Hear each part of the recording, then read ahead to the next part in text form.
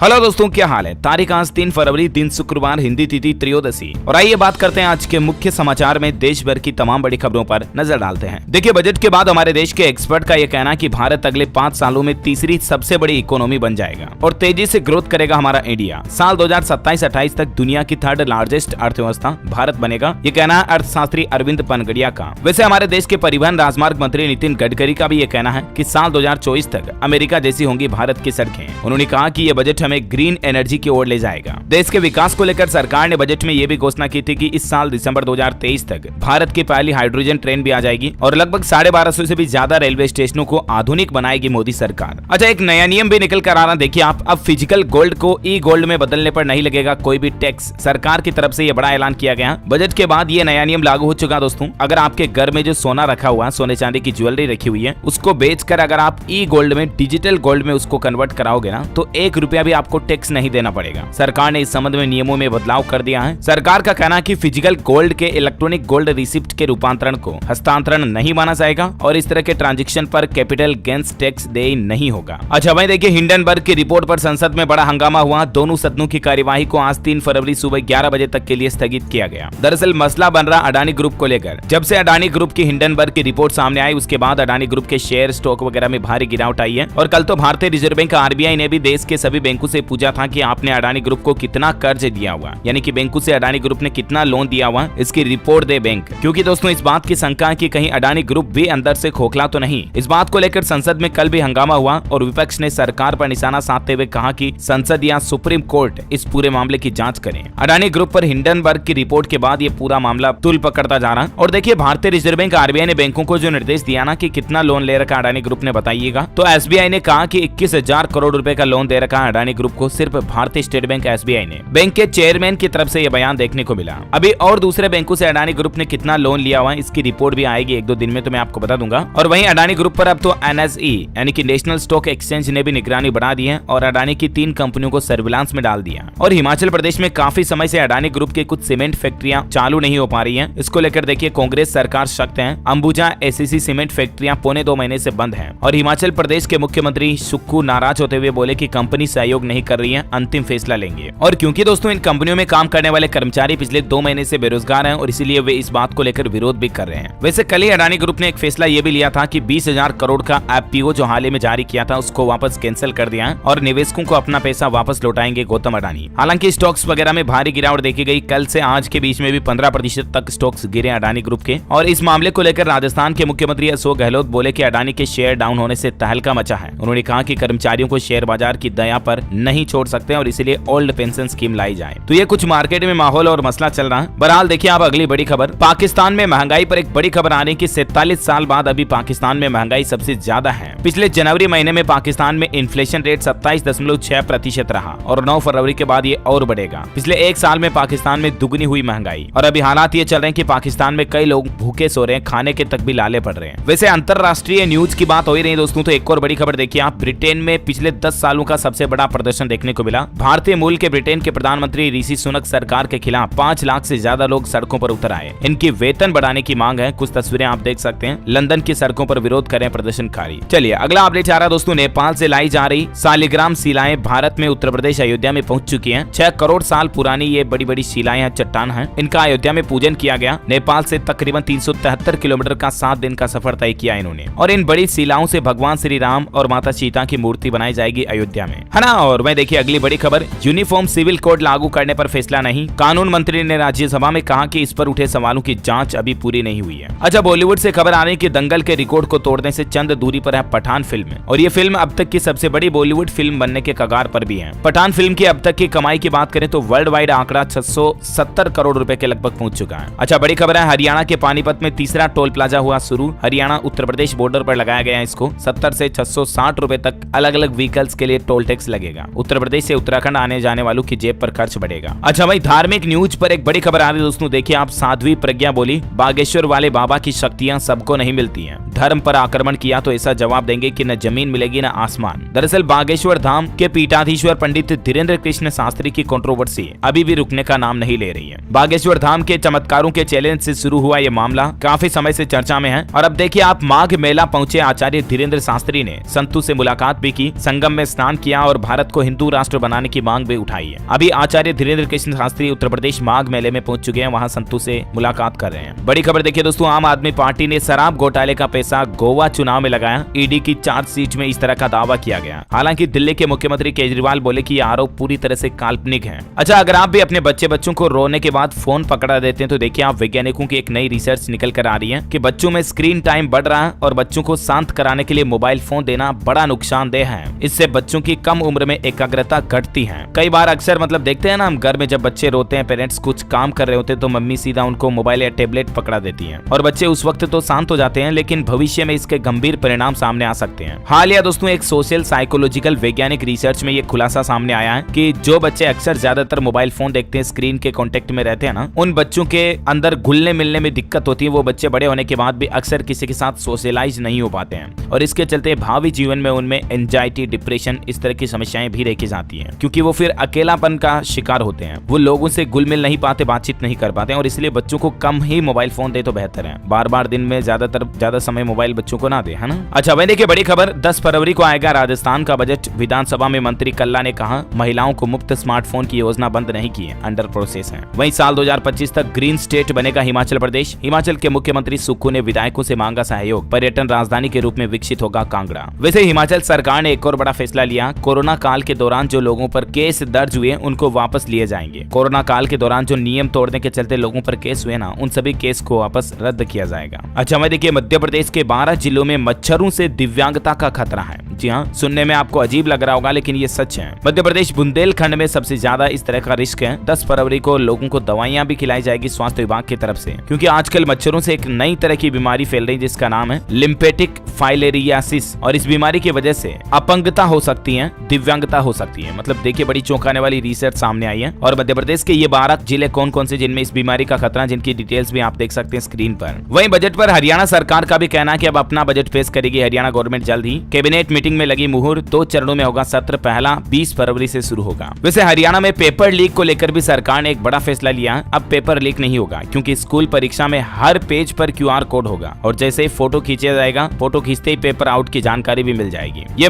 दोस्तों इस तरह की नई टेक्नोलॉजी विकसित कर रही है हरियाणा सरकार बोर्ड परीक्षाओं में नकल माफिया पर लगाम लगाने के लिए, है ना। अच्छा बड़ी खबर देखिए, मद्रास हाईकोर्ट का बड़ा फैसला, परिवार कोर्ट में खुल्ला के जरिए निकाह भंग कर सकती है मुस्लिम महिला। कोर्ट ने प्रमाण पत्र को भी रद्द कर दिया। मद्रास हाईकोर्ट ने कहा कि एक मुस्लिम महिला को शरीयत परिषद जैसे किसी निजी निकाय के बजाय पारिवारिक न्यायालय में जाकर खुल्ला के माध्यम से अपने विवाह को भंग करने का अधिकार है। वैसे मुस्लिम महिला की बात हो ही रही तो एक अंतर्राष्ट्रीय न्यूज भी आपको बता देता हूँ। देखिए आप, अब बिना शरिया कानून माने विवाह या तलाक दे सकेंगे गैर मुस्लिम लोग भी। UAE ने बनाया नया फैमिली रूल्स। दुबई में इस तरह का एक नया नियम लागू किया गया। संयुक्त अरब अमीरात में जानकारी आप देख सकते हैं ज्यादा। अच्छा वही बड़ी खबर है, पंजाब के मुख्यमंत्री भगवंत मान का बड़ा ऐलान, खाद्य प्रसंस्करण को बढ़ावा दे रही पंजाब सरकार। 20 ग्रामीण औद्योगिक हब स्थापित करेगी जल्दी पंजाब गवर्नमेंट। यूपी से बड़ी खबर आ रही है, अमृत स्टेशन स्कीम से संवरेंगे उत्तर प्रदेश के 24 स्टेशन, सुगम होगा अयोध्या रूट का सफर। वह देखिए मध्य प्रदेश में अब जगदीशपुर नाम से जाना जाएगा भोपाल का इस्लाम नगर। जी हाँ, मध्य प्रदेश के मुख्यमंत्री शिवराज सिंह सरकार की तरफ से इस संबंध में आदेश भी जारी कर दिया है नाम परिवर्तन को लेकर। मध्य प्रदेश की राजधानी भोपाल में एक इस्लाम नगर नाम का शहर है, उसको अब जगदीशपुर के नाम से जाना जाएगा। वैसे नाम परिवर्तन को लेकर एक मसला महाराष्ट्र का भी चल रहा है। औरंगाबाद उस्मानाबाद का नाम बदलने का मामला बॉम्बे हाईकोर्ट तक पहुंचा। कोर्ट ने कहा कि क्या नियमों का पालन हुआ है। अच्छा भाई, सुप्रीम कोर्ट का बड़ा अपडेट देखिए आप, 73 साल पहले ऐसे रखी गई थी सुप्रीम कोर्ट की नींव। 4 फरवरी को कल पहली बार सुप्रीम कोर्ट का स्थापना दिवस भी मनाया जाएगा। करंट अफेयर्स के हिसाब से इंपोर्टेंट है, ध्यान में रखिएगा। वैसे सुप्रीम कोर्ट की बात हो रही है तो देखिए दोस्तों, एक गर्भवती महिला को लेकर सुप्रीम कोर्ट ने बड़ा फैसला सुनाया कि 30 सप्ताह से ज्यादा या 30 सप्ताह तक की प्रेग्नेंट युवती को अबॉर्शन यानी कि गर्भपात की अनुमति नहीं दी जा सकती है। सुप्रीम कोर्ट ने इस संबंध में सरकार और एम्स हॉस्पिटल को निर्देश भी दिए हैं। मामला था एक 20 साल की अविवाहित लड़की का जो प्रेग्नेंट हो जाती है, अविवाहित है, जिसकी शादी भी नहीं हुई अभी तक, और उसको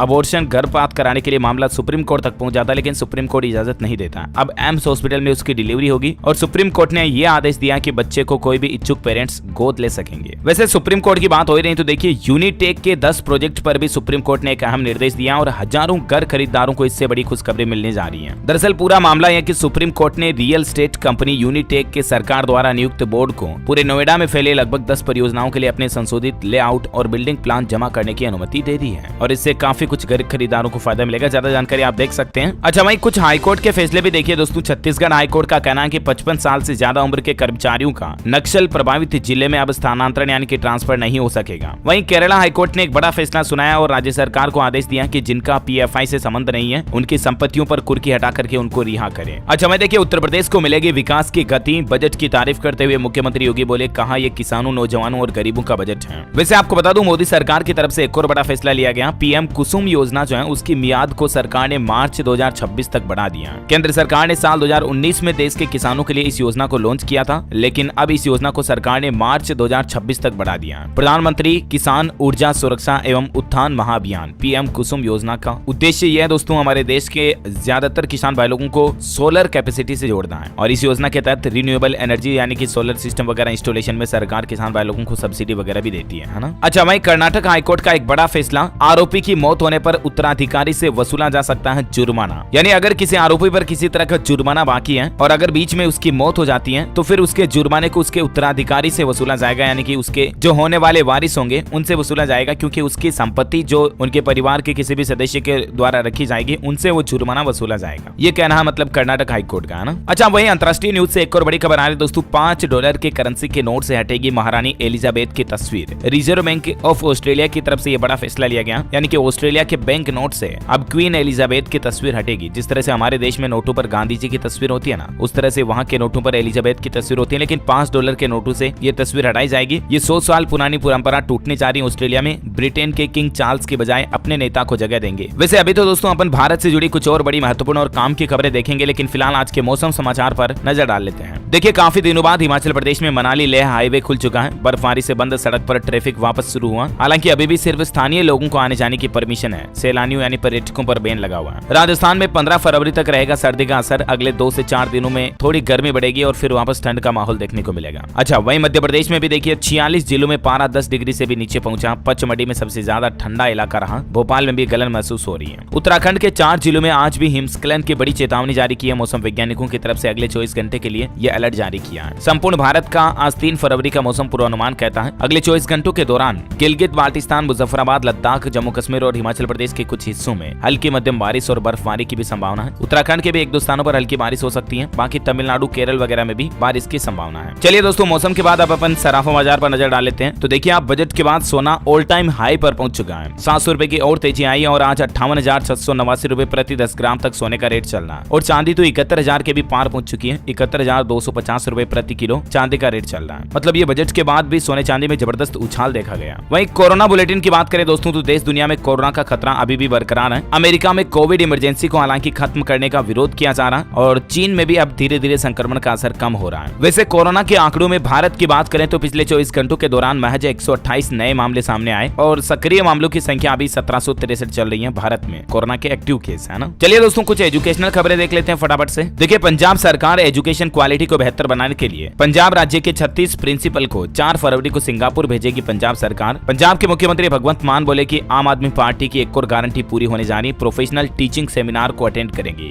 और 6 दिन सिंगापुर में रुकेंगे ये प्रिंसिपल, ताकि एजुकेशन क्वालिटी को बेहतर किया जा सके, है ना। और IRMS एग्जामिनेशन पर खबर आ रही कि इंडियन रेलवे मैनेजमेंट सर्विसेज के लिए अब अलग से नहीं होगी कोई परीक्षा। अपने फैसले को 2 महीने बाद वापस ले लिया। रेल मंत्रालय ने इंडियन रेलवे मैनेजमेंट सर्विस के लिए ये एग्जाम को लेकर बड़ा फैसला लिया। जानकारी आप देख सकते हैं। वहीं नीट MDS एग्जाम पर एप्लीकेशन करेक्शन विंडो ओपन हो चुकी है। 5 फरवरी तक आप अप्लाई कर पाएंगे। मध्य प्रदेश में सरकारी नौकरी पर बड़ा अपडेट आ रहा। अगस्त में शुरू होगी 7,500 आरक्षकों और 500 उप निरीक्षकों की भर्ती। अच्छा, मैं देखिए उत्तर प्रदेश में एलेक्सा डिवाइस से पढ़ेंगे बच्चे। 20,000 विद्यार्थियों को मिलेगा फायदा। उत्तर प्रदेश के 80 स्कूलों में इस तरह की डिवाइस भी शुरू हो चुकी है। और उत्तराखंड में UKPSC की प्री परीक्षाओं में फिर लागू हुआ पास होने के लिए न्यूनतम अंकों का नियम, यानी कि मिनिमम मार्क्स वापस जरूरी होंगे। पासिंग मार्क्स 35% अंक लाना जरूरी होगा। SC ST OBC को कुछ राहत मिलेगी। जानकारी आप देख सकते हैं। चलिए एजुकेशन के बाद कुछ और अपडेट देख लेते हैं फटाफट से। देखिए, MSME के लिए अच्छी खबर आ रही दोस्तों। हुनरमंद हाथों के लिए पहली बार विश्वकर्मा सम्मान। MSME को 9,000 करोड़ की अतिरिक्त कर्ज की गारंटी दी गई है। दरअसल देश में लगभग 6.5 करोड़ सूक्ष्म लघु और मध्यम उद्यम यानी कि MSME को प्रोत्साहन देने के लिए 1 अप्रैल से संशोधित क्रेडिट गारंटी योजना का ऐलान किया गया। इसमें करीब 9,000 करोड़ रुपए अतिरिक्त आवंटित किए गए हैं। ज्यादा जानकारी देख सकते हैं आप इस योजना के बारे में। अच्छा, एक खुशखबरी भी आ रही कि बजट के बाद सस्ता हुआ खाने का तेल, कीमतों में गिरावट आई है। दरअसल सूरजमुखी तेल के रिकॉर्ड आयात के कारण दिल्ली तेल तिलहन बाजार में भारी कमी देखी गई। लगभग सभी देसी तेल तिलहनों में जोरदार गिरावट आई है। अभी लेटेस्ट रेट क्या रहे कल के मार्केट मंडी में आप देख सकते हैं जानकारी। अलग अलग तेल पर सरसों, तिल, मूंगफली, सोया सभी तरह के तेल के रेटों में कुछ गिरावट देखने को मिली है। वैसे अभी जो ये बजट आया इसके कुछ अनसीन हाइलाइट्स भी देखिए आप। विदेशी खिलौने महंगे होंगे, सरकार ने खिलौनों पर इंपोर्ट ड्यूटी को बढ़ाकर 70% कर दिया।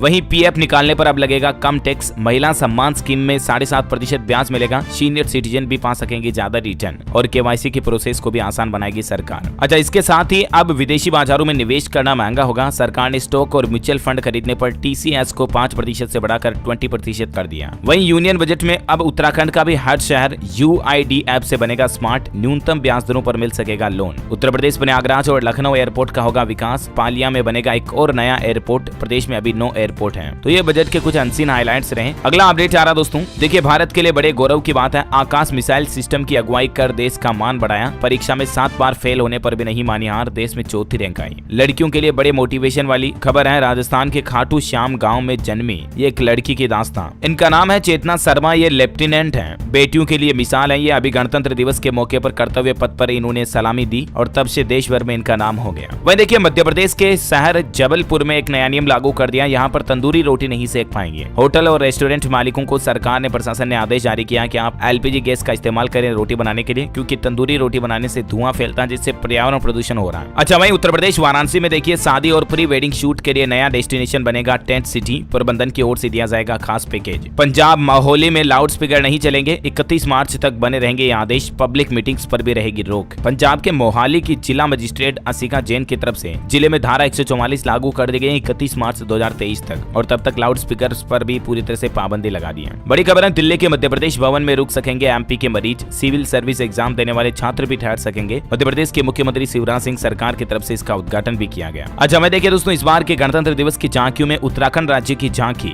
मानस खंड झांकी देश में प्रथम आई, और अब इस झांकी के हर कलाकार को 50-50 हजार रुपए का इनाम भी देगी सरकार। बड़ी खबर देखिए, उत्तर प्रदेश में अब मेन होल का नाम बदलकर होगा मशीन होल। सीवरेज सफाई के समय होने वाली मौत पर रोक लगाई जाएगी, क्योंकि अब कर्मचारियों के द्वारा नहीं बल्कि पूरी तरह से मशीनों के द्वारा सीवरेज और सेप्टिक टैंक की सफाई की जाएगी। वैसे उत्तर प्रदेश की बात हो रही तो आपको बता दूं, कानपुर में ई बस की मोबाइल ऐप 14 फरवरी को होगी लॉन्च। घर छोड़ने से पहले आप बस की लोकेशन चेक कर पाएंगे। वैसे ऐप और टेक्नोलॉजी की बात हो रही तो आपने चैट जीपीटी का नाम जरूर सुना होगा। खबर देखिए, चैट जीपीटी ने एक प्लस करके नया वर्जन लॉन्च कर दिया। ये एक प्रीमियम पेड वर्जन होगा जिसमें आपको हर महीने कुछ खर्च करने पड़ेंगे। चैट जीपीटी इस तरह का एक ओपन एआई प्रोग्राम है, आर्टिफिशियल इंटेलिजेंस, जो आपके हर सवाल का जवाब बेहतरीन तरीके से दे सकता है, गूगल की तरह। और अब तो देखिए माइक्रोसॉफ्ट ने भी चैट जीपीटी के साथ शुरू किया एक teams premium. CEO Satya Nadella ने कहा कि अब मीटिंग्स और ज्यादा इंटेलिजेंट होंगी। अच्छा, अगला अपडेट देखिए, कर्नाटक हाईकोर्ट की राज्य सरकार को फटकार, कहा सरकारी स्कूल के बच्चों को 2 जोड़ी यूनिफॉर्म भी नहीं मिल रही है, शर्म करें थोड़ा। बड़ी खबर देखिए, यूक्रेन को सिर्फ $1 में मिलेंगे खतरनाक ड्रोन, अमेरिकी कंपनी ने कहा सरकार डील अप्रूव करें, अफगानिस्तान में हो चुके हैं पहले से इस्तेमाल। और पाकिस्तान से एक और अपडेट आ रहा है कि पाकिस्तान में बिजली गुल का मिशन मजनू करेक्शन देखिए, मतलब पाकिस्तान में जो अभी कई जगहों पर बिजली गुल है ना, इसके भी मीम्स बनाए जा रहे हैं। लोग मखौल उड़ा रहे हैं, बोले भारतीय जासूस न्यूक्लियर प्लांट की जगह इलेक्ट्रिसिटी ग्रिड उड़ा गया। कुछ कहने की बॉलीवुड ने उड़ाई पाकिस्तान की बिजली, मतलब ये मीम्स बनाए जा रहे हैं उन्हीं के देश के लोगों के द्वारा। बहरहाल इसी के साथ ही आज दिन भर की तमाम बड़ी खबरें, मुख्य समाचार का अपडेट वीडियो यहीं समाप्त होता है दोस्तों। और हाँ, आप मुझे कमेंट करके बताइए कि भारतीय संस्कृति से जुड़ा एक क्वेश्चन है जनरल नॉलेज का, कि रंगोली भारत के किस क्षेत्र की प्रमुख लोक कला शैली है। 2 ऑप्शन देता हूँ आपको, option A Rajasthan, option B Maharashtra. Which is right option, let me know in the comment box. सही जवाब देने वाले लोगों को रैंडमली सेलेक्ट किया जाएगा डीएलएस न्यूज टीम की तरफ से, और आप जीत सकते हैं एक शानदार सरप्राइज गिफ्ट, जो कि गिव अवे के रूप में आप तक पहुंचा दिया जाएगा। और इसी के साथ ही अगर आपको वीडियो अच्छा लगा तो इसे लाइक करना, शेयर भी करना अपने दोस्तों के साथ फेसबुक और व्हाट्सएप पर, और डीएलएस न्यूज चैनल को सब्सक्राइब करके बेल आइकन जरूर दबा देना, ताकि आप ऐसे ही काम की महत्वपूर्ण खबरें रोजाना देख पाएंगे। इसी के साथ ही मिलेंगे अगले नेक्स्ट अपडेट में। ख्याल रखिएगा अपने आप का, अपने परिवार का। Thank you, take care, good bye, जय हिंद, जय भारत,